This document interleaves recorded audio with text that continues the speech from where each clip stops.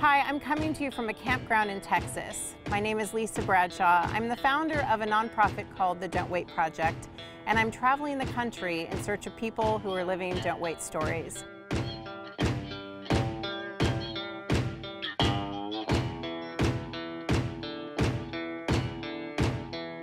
Last spring I traveled to 7 western states interviewing people, and this year I'm traveling to 12 or 13 southern states. Most of the stories are planned in each state, but we also have room for stories that aren't planned, which turned out to be some of the biggest gems last time. So we just invite you to travel with us on the tour, to follow us on Facebook and Instagram, Don't Wait Project, and see if there's anything for you. We have a variety of different topics and different stories. We're trying to find something for everyone. So we hope you'll come along and enjoy the tour with us, and we'll see you on the road.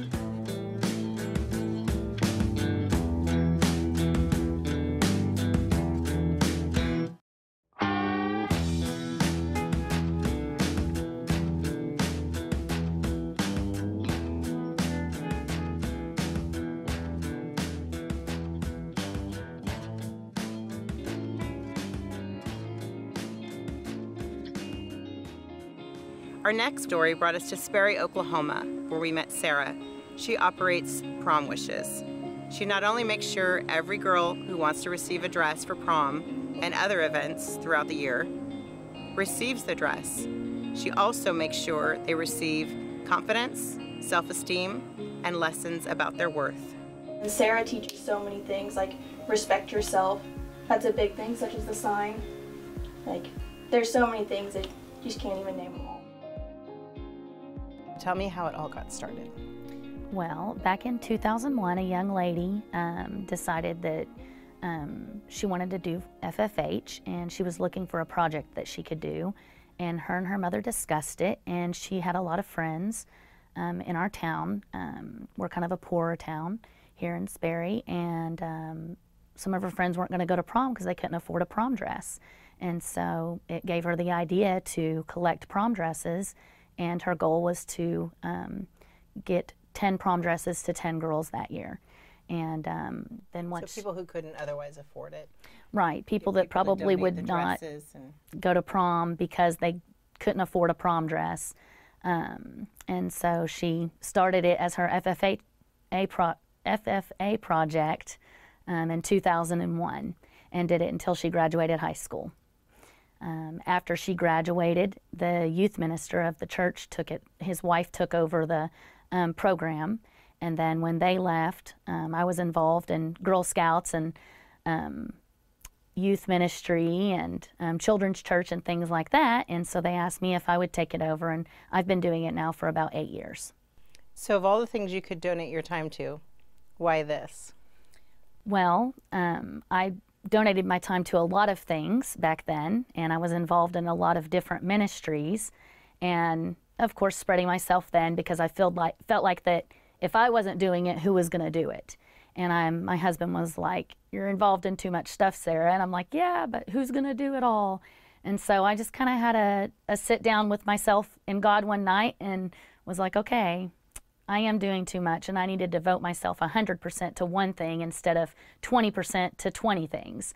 And so I prayed about it and thought about it, and this was the thing that I was most passionate about because I was a poor child growing up, and I know that this affects girls in a big way, and I feel like that this is, and it has the possibility to be, one of the top moments in a girl's life. I mean, short of graduating high school, if they do that, going to college, if they do that, getting married, having children, prom could be one of the biggest nights of a girl's life. One of the reasons that I wanted to come meet you and do this story is it sparked a memory in me. When I was in junior high, later elementary years, my dad started earning more money, changed professions. But my parents were, and still they were practical people. They still are. And I remember there was this dress I wanted in one of the dress shops for 8th grade graduation. And back then, in 1984 or whatever, it was like $200. And my mom said, well, I'll make it for you. So we found a dress in a magazine that looked just like it, pretty much. And she modified the pattern just slightly to add the bows where they need to be added. And she made that dress. It looked exactly the same. Now, I bet she probably only spent $40 in fabric, but she probably spent 80 hours making it. Yeah. That's the stuff I remember. Well, and we get girls who their dads have just lost their jobs. They got laid off. And so they might show up in a nice vehicle, and they might have a nice purse. And, you know, the kids who help out here might know who that person is, but they don't know the situation that's happening in the girl's life. Right. Yeah. And that's one of the reasons I don't ask for financial information. I don't have any requirements. If you say you need a dress, then I'm going to get you a dress. And there's no questions asked. So when you started this, how many dresses? I mean, we're just in one of the rooms. You can see all these dresses here. Yeah. How many were there when you started, and how many are there now? When I first started, we were in a little bitty, basically a closet. We probably had maybe 100 dresses. And I would say now we have 2 very large rooms and 2 smaller rooms, and shoes and makeup and jewelry. And I would guess that we maybe have over 1,000 dresses for sure. It's incredible. Yes. So where do you get them all from? I mean, when we walked through when we first arrived, I was expecting, like you said, like a closet. Yeah. And it's amazing. So where do you get all of these dresses? You know, it's really amazing. All of them are donated. Every dress you see has been donated from somebody. We do have a wonderful sponsor in Abelina's Boutique, which is in Tulsa, and they give us a lot of their dresses at the end of the season, twice a year. And then we have a lady who repairs those dresses for us, which I'm very grateful for. You'd said maybe a zipper or... Right, a lot of them have broken zippers or are missing buttons, or maybe there's a tear in it. And so she helps repair those, and we get them in here. And then I have drop-off locations throughout town, and one of them is the 4-H Center. So that's been a drop-off location for us since I can remember. And so I'd probably go there once a week and pick up, you know, at least 5 to 10 dresses every week from them. And then I've had people from around the United States mail dresses to me from, you know, New Hampshire. I've had a guy from New York that, you know, mailed me a bunch of dresses in a box. So just every once in a while I'll pick up the mail and I'm like, oh, a box of dresses. I've had colleges do fundraisers and they get dresses. And a lot of people say, well, you know, this is a lot of dresses. But you think about all the different sizes you have, all the different tastes, yeah, styles. So you think, you know, one rack of dresses, a size 8. I might have a girl try on every single one of those dresses and not like a single one of them. So it's good to have a variety of things for different tastes and different sizes and things like that. And it's called Prom Wishes, but you do homecoming and yes, other things, whatever there's a need for a dress. Yeah, if a girl needs a dress, a formal dress for anything, then she can get with me. And if I'm available to meet with her, because we're appointments only, we're not a shop, we're not open 8 to 5. They call me, make an appointment, and then I meet them up here with, if I can get some teenagers from the school to come up, then they'll come help also for her to find a dress. So we've done homecoming. Junior Miss Tulsa got her dress from us one year. We've done the Army balls that the youth have. How far do people come to get a dress from you? Sometimes I'm amazed how far girls are willing to drive for a dress, but I mean, I've had a girl come from Woodward, Oklahoma, which is 4 hours away. And when I have something like that, that tells me they're really desperate for a dress. And so I do my best to try to call in the town to see if I can get somebody to maybe do their hair or do their makeup, or, you know, give them a place to eat for prom night, or do their fingernails. So, you know, something to just give them an added bonus to make them feel special. Because a lot of the girls that come here, they have low self-esteem. They walk in like this, their heads hung low. They don't expect to see this many dresses, so they don't think that they're going to have that much of an option. And then when they put on a dress and they look pretty and they look in the mirror and they're smiling from ear to ear, I mean, I tear up because I just think about some of the faces that I know from the past of girls who've done that, and they feel so beautiful. And I mean, think about how you feel when you know you're going somewhere special and you dress up and you feel good about yourself. And that's probably, I mean, there's no greater feeling than to know you've made somebody feel special or beautiful. So when I was reading about you, I was thinking about the impact you're having on young women, not just the dress, because this isn't just about the dress. You talk with them about self-esteem issues and try to send them out the door. In case you never see them again, you try to send them out the door with something special. When I was a youth, I was poor. I was in foster homes. I had zero self-esteem. We had no money. There were times that I wore the same clothes to school 2 days in a row and kids made fun of me. And I didn't feel like I was pretty until I got out of high school. And I started getting attention and I was like, I'm not pretty. Why have I always thought this my whole life? And I had a self-esteem and I felt good about myself and I had confidence.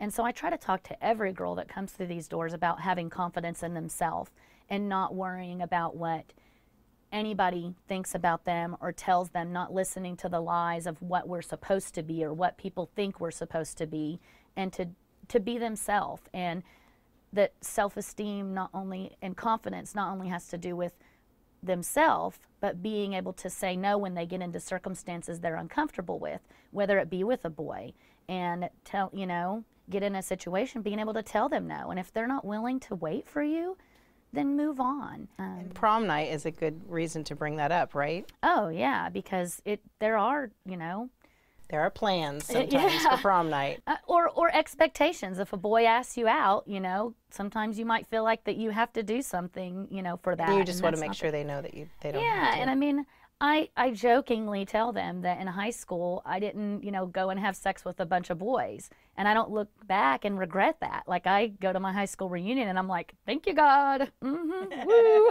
dodged a bullet. And they laugh about it, but it also, it's a reality. It's a lesson for them. Yeah, that you don't have to give in, and that when you do find that right person, they're going to respect you for waiting. But two, in addition to the confidence with that, being faced with drugs and alcohol. And everybody in my family is addicted to either drugs or alcohol. Everybody. And you get into a situation in a crowd with other kids and you feel like you have to participate in that. And just being able to say no and having confidence to say no to something like that because you don't want to do that. And maybe you're the voice that she hears in that moment. Yeah, and I've had girls tell me, well, you've given me some of the best advice I've ever given. And every conversation with a girl is different. It's just what I feel like she needs to hear. And there's been times when I've talked to girls about things and I'm like, what am I saying to this girl, It's just coming out of me, and they'll leave, and then I have a mom come back up 5 minutes later and I'm like, oh gosh, she's gonna be like, why were you talking to my daughter about that? And instead she's like, how did you know? And I'm like, I don't know. I just felt like she needed to hear that. And then they'll tell me the girl's story, and it's everything that she needed to hear. And there's been times that I've had girls call me a couple years later and let me know that, something I said did have an impact on them. And so that makes you feel good. And it's not that story with everybody that comes through here. But even if I can just help one girl to have confidence in herself and to feel better about herself and to see my story and that I came out of the situation that I came out of is worth it to me. One of the things I like about what you do is you create an experience for them. They get to try dresses on, they get to try shoes on, there's jewelry here, there's other things. So by the time they go, you may have formed a bond with some of them. Yeah, that, and even they may have made a friend.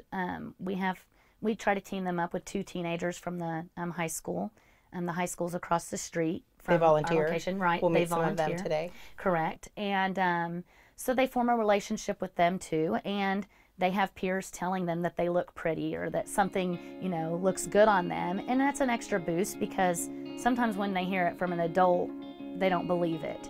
And so those bonds sometimes can last, and sometimes it's girls that they know, maybe from a neighboring school or whatever that may be, and so they get to make that connection. It's a familiar, friendly face. Yeah. In the future. Right.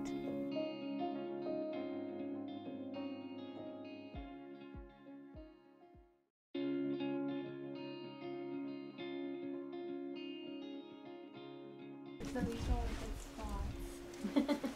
Have we put it in yet? Do you ever look and see which one you would have chosen? You know, sometimes, like at the beginning of the season, all of us girls will get together and we just try on dresses for fun. Or like we do, like we'll get dresses in that are non-prom worthy. And so I'm like, okay, let's have a fashion show of what not to donate to Prom Wishes. And so the girls will get on stage. So these are kind of like shorter dresses. Yeah, we have we separate the short dresses from the long dresses. And then they're all by size, so. Yeah, I would like a short dress with maybe cap sleeves or something. Yeah. Well, and you know, when you get people who are short like us, we can't wear the long dresses because we'll step on them. But yeah, I'm just looking around here thinking, what would I have chosen? What would I have chosen? I actually brought my prom dress up here, and somebody took it the day I brought it up here. And that was 20 years ago. It was 20 years ago. So I go to my 30-year reunion in a couple of months. Yeah, if we could wear our same prom dress to our reunion every year, huh? Oh, this is cute. Look at that. That's super cute. So what happens is a girl will come in, and I'll meet her at the door, and I'll introduce myself. I'll ask her name. I'll usually try to get an idea of about what size she is. And dresses, they run in such weird sizes. So you could be a size 8 in jeans, but you might be a 10 in a dress or a 12 in a dress. And I just let them know that up front, because I've had girls in here bawling their eyes out because they're getting a size 12 dress and they're a size 8. And so I just let them know up front, don't even look at the sizes. Let's start at this size. We'll go from there. And then I'll team them up with two volunteers, which these are some of our volunteers from this year. And these girls have actually been with me for a couple of years. And so then they'll go with the girl and they'll help her find her dress. Well, so we're going to help you guys find your dresses today. Or we're all going to help each other? Yes. So, okay. This is just the dresses in this room. There's a whole, bless you.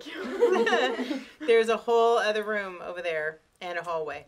Yes, and we have some dresses in there and some dresses back here. So we're going to work from here. Right. The lighting's good in here, so we're going to work from here. Okay, so let's do it. How's this work? Janelle, for your prom, are you looking to get a long dress, a short dress? Long dress. Okay, and do you have like a color preference that you want? Is there a theme for your prom? I like black and pink a lot. Black and pink, okay. Well, we're going to start out over here on this rack right here. Here's a black one right there. Oh, that one's really pretty. Oh, the very first one I pick you like? Oh, well, what a coincidence. Okay, there's this black one. Do you think you? No, I don't think that one. No? Oh, here's a black one too. No. No? You said pink too, right? Yes. Oh, look at that red one. There's a pink one right here. No. And, oh, there's all those beads. Ooh, and it ties in the back. Zip that up. It's funny how they know. You guys know, you know what you want and what you don't want. And honestly, oh, here's a pretty one. This is actually the little high-low that I was just talking about too. Oh, wow. And it's a two-piece. Oh, yeah, it's a double whammy.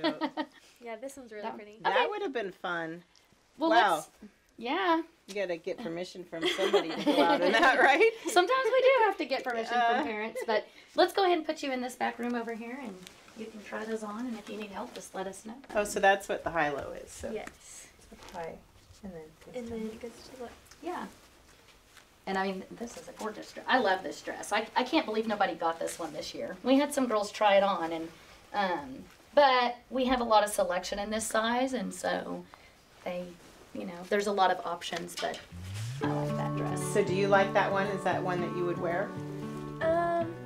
Yes. I think there's something else though. Something better. Yes. So I really like this one. I like all the beads. Yeah. Is it heavy? No, actually, it's not. It's not. No. So, look, turn around and look inside. I really like this one.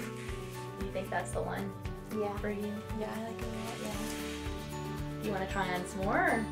No, I'm pretty confident. This You is are? the one. Okay. Would you like to try on some different shoes? Yeah. What size? 8. Okay. I'm gonna follow her back to shoes. What color?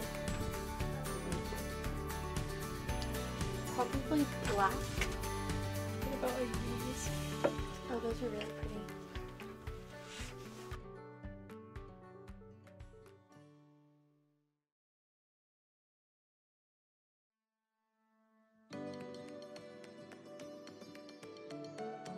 So what is it like for you to help? Why here when you have other things you could do wherever you volunteer? It's just an awesome feeling just to see how happy the girls are. And like you really do, you just get to make their day. Like I know she's said before they come in so shy and just kind of very self-confident, self-conscious. And when they leave, they're just a whole different person. They're happy and they're actually excited to go to prom. It's like there's no other place I would have rather spent my last 4 years volunteering. The one thing I've gotten out of this was just to help everybody and just give back in the community. Like this worked with my schedule so well, and then so I could come every week, and it just helped me more than I helped other girls. How did it help you? Just to be grateful for what I have, because there's so many other people who have less. Some people, I know that you've had other volunteers over the years, and some of them show up and then they leave because they don't expect it to be such hard work. Yes, they don't see like the importance of hanging everything the right way, making sure like all these straps are on the hangers or the shoes the right way so they all fit on the shelves. Like they just don't understand that that's actually important, that we actually have to do that. They think they're just coming to play with dresses. Yeah.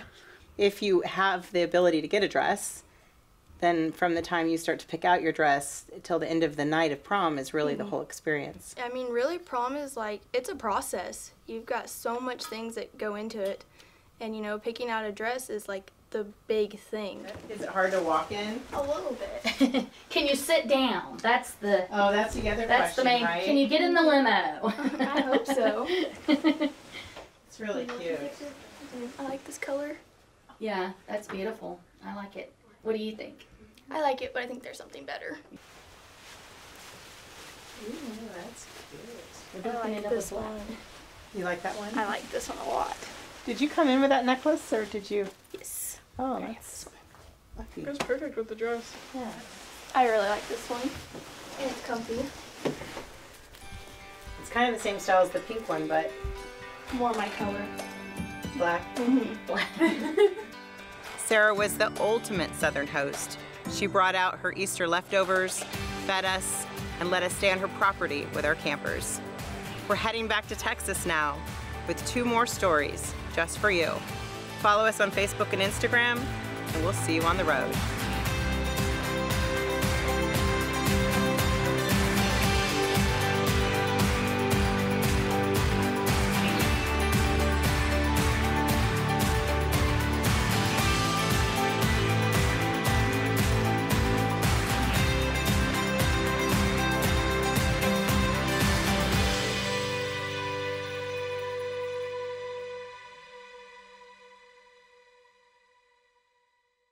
You know, what I like to tell people about Cheap Fitness is you'll never get bored here and you'll never be judged.